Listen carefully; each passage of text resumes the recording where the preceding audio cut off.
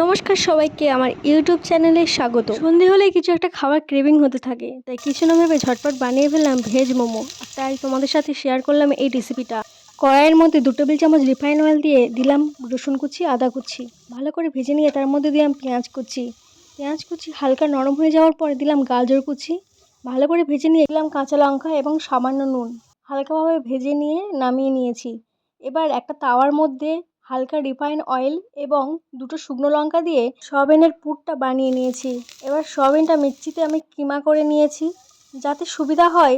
এবার গাজর পেঁয়াজের মধ্যে ওই সয়াবিনের কিমাটা দিয়ে ভালোভাবে ভেজে নিয়ে দিয়ে দিয়েছি 1 টেবিল চামচ সয়া সস, 1 টেবিল চামচ চিলি সস। এখানে আমি সয়াবিনে নুন দিলাম না, কারণ নুন আমি সেদ্ধ করার সময় দিয়েছি। এবার লেচির মধ্যে পুর দিয়ে মোমোর শেপটা দিয়ে দিলাম। এই কাজে বোনও আমাকে হেল্প করছিল যাতে তাড়াতাড়ি হয়ে যায়।